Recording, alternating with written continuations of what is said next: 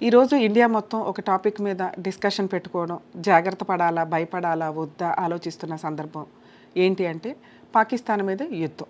యుద్ధం జరుగుతుందా, జరగట్లేదా, మనమేం చేయాలి అనే పాయింట్ మీద యుద్ధం చెయ్యాలా, వద్దా అనే సందర్భం ఎక్కువ మాట్లాడుకోవడం జరుగుతుంది. యుద్ధం చెయ్యాలా, వద్దా అంటే యాక్చువల్‌గా మనం పాకిస్తాన్ అనే ఒక దేశాన్ని పక్కన పెట్టుకొని, ఒక బల్లాన్ని పక్కన పెట్టుకొని కూర్చున్న సందర్భాలు. స్వతంత్రం వచ్చిన టైంలో, ఆ టైంలో కరెక్ట్ డెసిషన్స్ తీసుకొని ఉంటే, ఈ రోజున ఇలా ఇన్ని సంవత్సరాలు బాధపడాల్సిన అవసరం ఉండేది కాదు.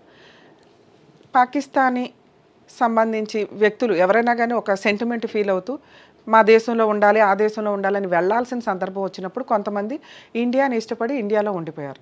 మ్యాక్సిమం మతానికి ఇంపార్టెన్స్ ఇచ్చిన వాళ్ళు మేము విడిగానే ఉండాలి అనుకునే వాళ్ళు అక్కడికి వెళ్ళిపోయారు. అలా వెళ్ళిపోయినప్పుడు వాళ్ళ ఆస్తులు కొన్ని మన ఇండియాలో ఉన్నాయి. వాటికి సంబంధించి కూడా ఇప్పుడు ఒక టాపిక్ నడిచింది మనకి రీసెంట్‌గా. వీటితో పాటు రీసెంట్ టాపిక్ ఒక యుద్ధం గురించి డెసిషన్ తీసుకోవడానికి కారణం ఏమైంది అంటే పెహల్గామ్ ఇన్సిడెంట్.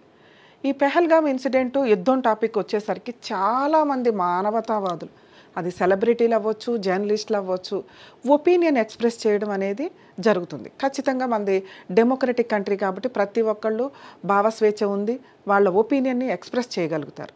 అది ఒక లిమిట్లో ఉంటే బాగుంటుంది. ఎంతలా వెళ్ళిపోతుందంటే ఎప్పుడు కూడా 50-50 డెసిషన్స్ కరెక్ట్‌గా లేవు అన్నప్పుడు మీకు తగ్గ ఒపీనియన్ మీరు ఎక్స్‌ప్రెస్ చేస్తే మీకు కూడా సపోర్టింగ్ నడుస్తూ ఉంటుంది.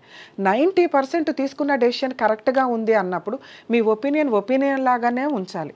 ఎప్పుడు కూడా నేను అపోజిషన్‌కి చాలా ఇంపార్టెన్స్ ఇస్తానండి. ఎందుకంటే పదవిలో ఉన్న అధికారులు గానీ, గవర్నమెంట్ గానీ ఒక డెసిషన్ తీసుకునేటప్పుడు ప్రజలకి 100% ఎప్పుడూ న్యాయం జరగడం అనేది ఉండదు. ఎక్కడో ఒక 10-20% అటు ఇటు జరుగుతాయి.